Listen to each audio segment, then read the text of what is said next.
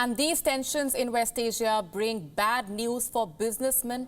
Several international airlines have been forced to reroute their flights. Prices of oil have skyrocketed.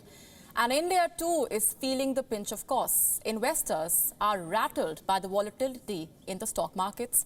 And if the crisis continues, this could trigger more trouble for an already slowing global economy.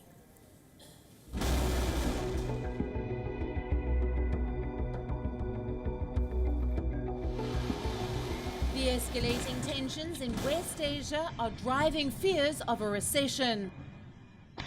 Investors are worried over the prospect of a conflict. America's move to kill Iran's most powerful general, Qasem Soleimani, has shaken up the global economy. Fears of a conflict in West Asia are already hurting some businesses. Several major airlines are now avoiding the Iranian airspace.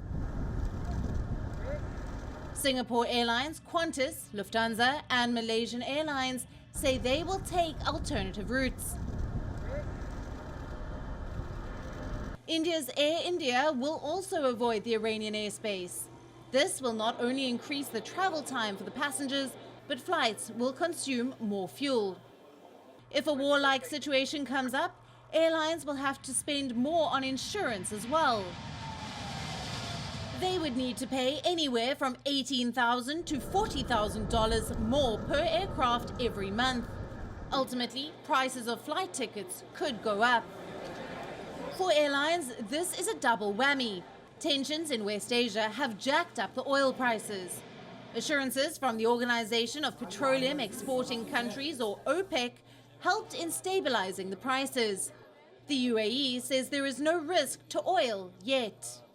My expectation that we will not see a war, and hopefully not see a war. This is definitely an escalation among the United States, which is an ally, and Iran, which is a neighbor. Well, when we like or we don't like Iran, Iran is a neighbor. We are very close to Iran, and the last thing we want is another tension in the Middle East. But if the war clouds remain, global oil prices could rise again.